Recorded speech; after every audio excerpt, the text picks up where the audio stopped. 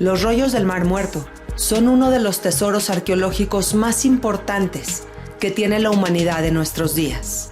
Y estos textos estuvieron bajo el cuidadoso resguardo del curador Adolfo Reutemann, quien hoy, en entrevista para Enlace Judío, nos presenta su libro Curator, en el que nos explica qué es ser un curador y nos revela cuál podría ser el hallazgo arqueológico más importante en la historia del pueblo judío.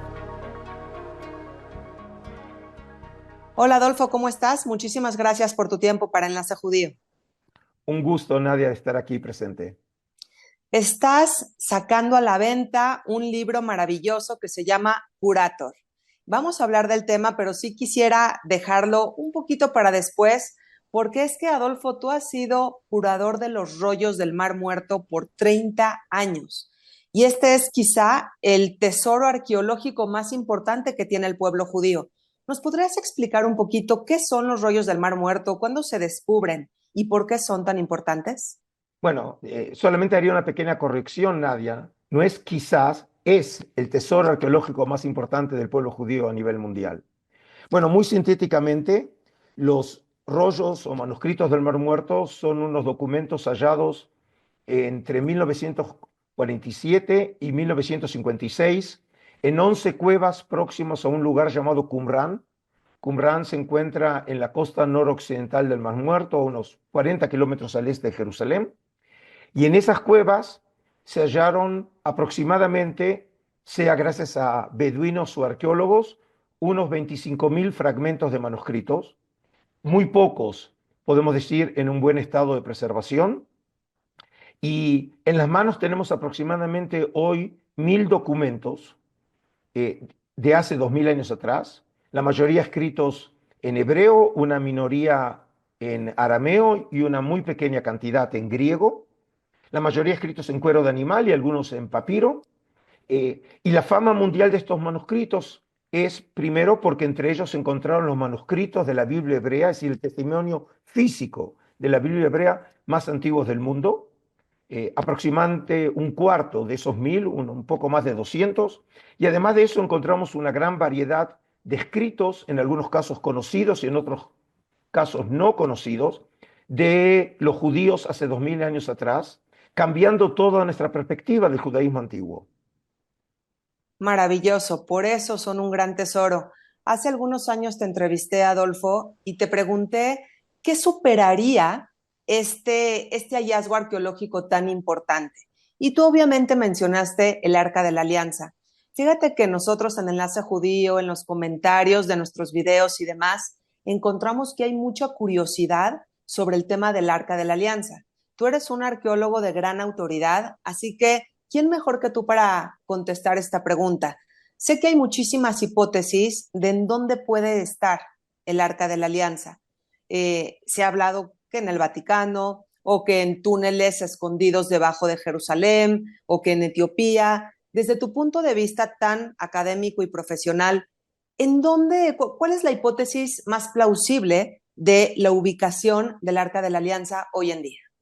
Mira, lo único que te puedo decir es que desde el punto de vista estrictamente de la evidencia histórica, nosotros dejamos de oír sobre el Arca de la Alianza para finales de la época del primer templo, incluso antes de la destrucción del primer templo por los babilonios.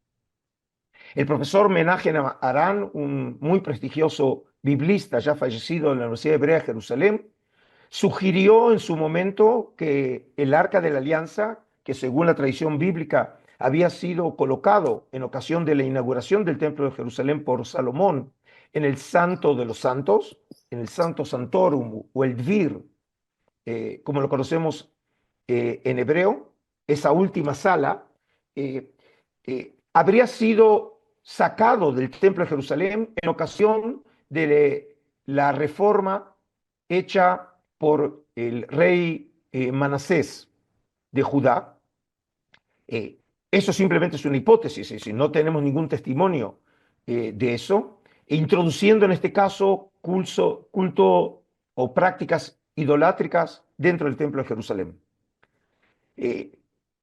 Lo que es claro es que no se vuelve a hacer mención del arca en ocasión de la destrucción. Tampoco, por ejemplo, el profeta de la época, el gran profeta Jeremías, hace referencia al arca.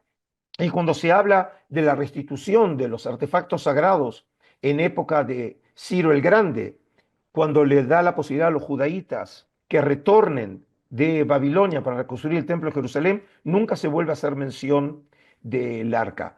Por lo tanto, desde entonces y hasta ahora, el tema del arca ha pasado a ser un tema legendario, ¿sí? Ya en las fuentes antiguas también se hace alusión a los tesoros del templo, en algún lugar, digamos, escondidos, ¿sí? Ya, como dije, desde la época antigua. Y obviamente, como decís, tenemos esas tradiciones sobre la posibilidad de que se encuentre en Etiopía o se encuentre en el Vaticano. Como le digo muchas veces a mis alumnos, nosotros los historiadores no sabemos dónde está el arca, pero el que lo sabe es realmente Spielberg. Steven Spielberg 100%, con sus documentales, con etcétera.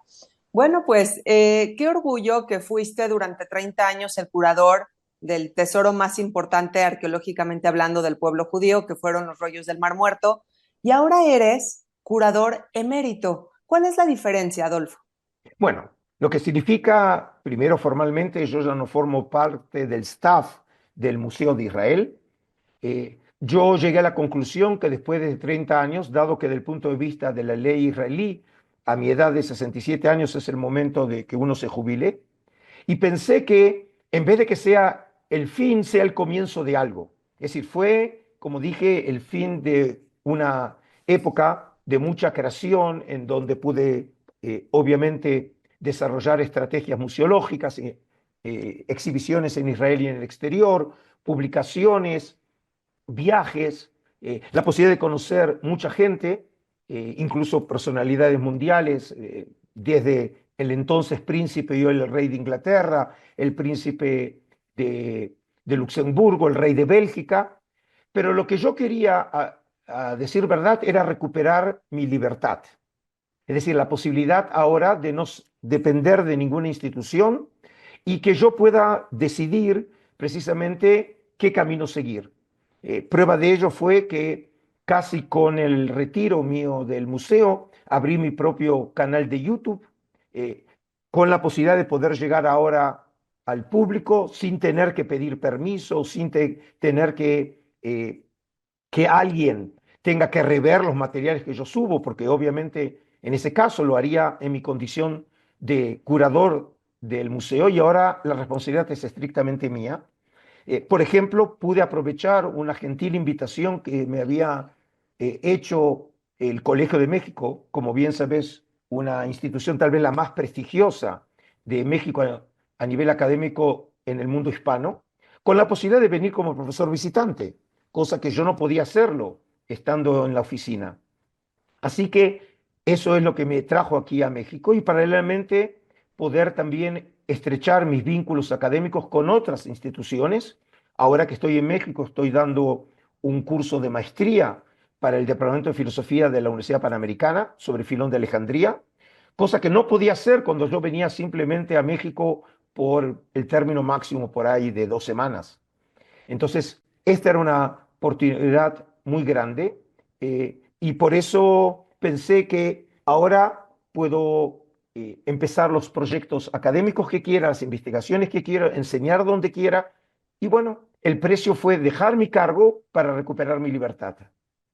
Pues en buena hora en esta nueva etapa de tu vida. La verdad es que yo en lo personal te conozco como escritor, leí Del Tabernáculo al Templo, un libro maravilloso que es un viaje en el tiempo y bueno, que nos permite conocer mucho de aquel pueblo hebreo que todavía estaba camino a Canaán, a lo que se llamaba Canaán. Así que ahora quiero preguntarte, ¿de qué trata este libro nuevo tuyo que se llama Curator? ¿Qué encontramos en sus páginas? Mira, el libro Curator, que es como se llama el cargo de aquel que tenía la responsabilidad de cuidar o curar algún tema, en este caso, como curador en español de una colección en un museo, tiene un subtítulo que se llama El legado de Adolfo Reutemann. Tengo que aclarar que Este libro no fue mi iniciativa, fue justamente uno de mis seguidores que al oír el anuncio oficial que me voy a retirar del museo, se puso en contacto conmigo diciéndome que es cierto que hoy la gente mucho me conoce, pero él dijo, ¿qué va a pasar, Adolfo, dentro de 10 años con la nueva generación? Que ya no estuvo en contacto con los proyectos tuyos, que no te conoce en persona. ¿Cómo van a saber sobre los proyectos que llevaste a cabo, sobre tus investigaciones, sobre tu desarrollo como profesional? Y el argumento, digamos, que terminó convenciéndome es que por ahí mi experiencia de vida podría servir de inspiración a otra persona, a otro joven que por ahí piensa que este tipo de cargos están muy alejados de su realidad, y contar como mi experiencia de vida de alguien que nació en un barrio común en la ciudad de Buenos Aires, de una familia común, sin relaciones políticas, sin, digamos, una educación en Harvard o Cambridge o Yale, ¿sí? Me formé en la Universidad de Buenos Aires y después hice mi carrera académica, sí, en la Universidad Hebrea de Jerusalén, lo que me permitió ir avanzando en el conocimiento y en mi desarrollo académico. Y de alguna manera, eh, la experiencia de vida como curador, como investigador, como difusor del tema, podía interesar a la gente. Y así salimos al camino. Para mi gran sorpresa, porque obviamente todo proyecto siempre tiene un costo financiero, eh, yo conocía gente que conocía a través de mi función como curador, pero nunca me había dirigido a ellos para solicitar algún tipo de patrocinio en un proyecto personal y no, en este caso, institucional. Y para mi gran sorpresa, todos dijeron que sí. Es decir, significa que la gente vio que era un proyecto genuino, legítimo y que tenía razón de ser. Y el proyecto, gracias a Dios, ya es concreto. El libro ya existe. Aquí está. Este es el libro. Yo lo recibí aquí, estando en México por primera vez. Estamos esperando el envío. Y como México jugó un papel muy importante en mi vida, desde el punto de vista del desarrollo profesional, con instituciones como la Universidad Hebraica, la Universidad con la Iberoamericana, como dije también con el Colegio de México, etcétera, me pareció que era un lugar ideal para poder hacer el lanzamiento de este libro, que se llevará a cabo aquí en la Ciudad de México el día 9 de abril próximo a las 7 horas. Adolfo, lo vamos a leer sin duda, vale muchísimo la pena. Ahorita en unos momentos te quiero preguntar en dónde lo podemos encontrar, pero antes dime, lo más interesante desde tu punto de vista que el lector va a encontrar en ese libro. ¿Cuál es el dato, la anécdota, el conocimiento más interesante que hay en esas páginas? Mira, en cuanto a anécdotas, hay muchas, obviamente, em, porque 30 años me dieron la posibilidad de vivir muchas experiencias, ¿sí? Con como dijiste, uno de los tesoros más grandes, ya no del pueblo judío, sino realmente de la humanidad. Yo lo que diría que lo que hay en ese libro es una auténtica eh, sensación de entusiasmo. Es decir, durante 30 años creo que no haber perdido la frescura y en realidad la emoción de haber asumido un cargo que siempre tuve, mi sensación de que era un verdadero privilegio llegar a eso. Es decir, no me considero nadie especial, hice creo, una buena carrera académica y por eso también me eligieron. Y después creo haber también desarrollado proyectos muy importantes. Uno de ellos, por ejemplo, fuimos los primeros en el mundo que colocaron los rollos del Mar Muerto en la plataforma online Google. Es decir, lo que realmente transformaron los rollos aquí en un tesoro universal, literalmente. Creo que algunas de las exhibiciones mostraron una estrategia novedosa como presentar los rollos del Mar Muerto, no solo conectándolos con temas arqueológicos, por ejemplo, como fue en su momento con el Templo de Jerusalén, sino también a veces desde una perspectiva totalmente novedosa. La última exhibición que hice en el museo, y fue un poco antes de la pandemia, en el 2019, fue conectar eh, uno de los rollos del Mar Muerto específicamente, que son los escritos enóquicos, la figura de Enoc, esa tan misteriosa de la Biblia hebrea, con el primer astronauta en la historia del Estado de Israel, Ilan Ramón, que lamentablemente falleció en el malogrado viaje del Columbia, porque hice la conexión entre Ilan Ramón, que como dije fue el primer astronauta israelí en el espacio, y la tradición enóquica que lo presenta Enoch como una persona que viajó por el cosmos, por el universo. Y en este caso fue una manera totalmente original de presentar la figura de Enoch. Entonces, yo lo que diría que lo que me gustaría que la gente pueda aprender de la lectura es que tienen que creer en ellos, y tener confianza en lo que ellos pueden dar, en lo que ellos pueden llegar a ser, y obviamente el resultado de muchísimo trabajo y algo que muchas veces no depende de nosotros, la suerte. Pero como decimos en Israel, hay que ayudar a la suerte. Yo hice mi trabajo y en este caso el destino me ayudó para poder llegar a donde llegué. Pero otra vez, yo veo aquí que solamente es el final de una era, pero el comienzo de otra era, que espero que también me dé nuevas satisfacciones. Así será, estoy segura de eso. ¿En dónde podemos encontrar tu libro, Adolfo? Bueno, mira, el Instituto Shalem, que por cierto es una institución online aquí de enseñanza, aquí en México, que como parte de esta nueva etapa mía, con mi llegada a México, me nombraron el director académico de los proyectos del instituto y que nosotros próximamente vamos a llevar a cabo el primer Congreso Internacional de Religiones Abrámicas online entre los días 26 y 27 de abril en México.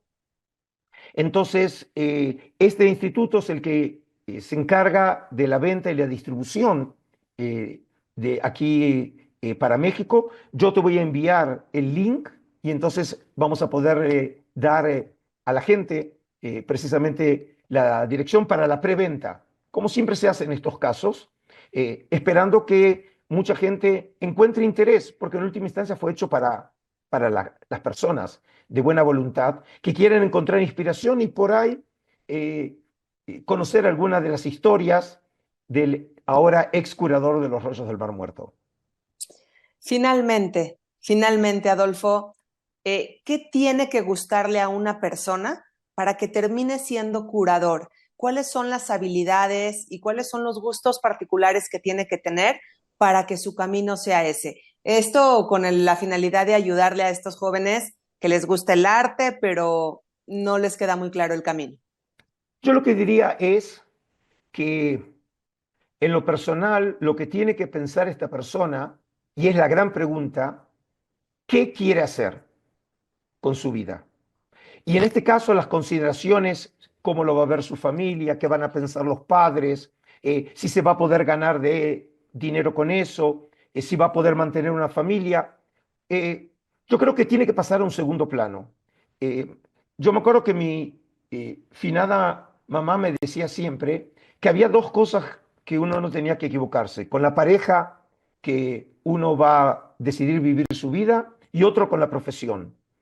Eh, yo en realidad daría una versión mejorada y digo, con la pareja, uno muchas veces no depende de uno, obviamente, ¿sí? Porque hay otro 50% y además uno pasa un tiempo con su pareja a lo largo de la vida, pero con la profesión, buena parte del tiempo está dedicado a su profesión. Y creo que es realmente una vida miserable aquella persona que va con desgano el trabajo, solamente fijándose cuándo termina la hora de oficina o de cualquier profesión, esperando solamente que llegue el fin de semana para tener algunos minutos de libertad. Yo, por ejemplo, puedo decir que la dicha mía fue que a mí me han pagado durante 30 años para hacer lo que siempre quise hacer, que es estudiar, que es crear. Y el trabajo, mi posición me dio la plataforma para poder desarrollarme. Así que en ese sentido, mi única recomendación es que crean en ellos, que no se dejen llevar aquí por otras consideraciones y que sean fieles a lo que ellos creen. Claro, claro, si te gusta la historia, si te gusta la arqueología, el arte, si te gusta viajar al pasado, con esos viajes tan tremendos y extensos que hace un curador, pues quizá ese es el camino. Muchísimas gracias, Adolfo, por tu tiempo. Te deseo mucha suerte, mucho éxito, que sé que lo tendrás en este libro que es como un nuevo hijo para ti. Que Dios te bendiga y seguimos siempre en contacto. Gracias, Nadia. Muchísimas felicidades y por darme esta posibilidad de llegar al público por medio de Enlace Judío. Muchísimas gracias. Dios te bendiga y Shabbat Shalom. Gracias, hasta la próxima. Adiós.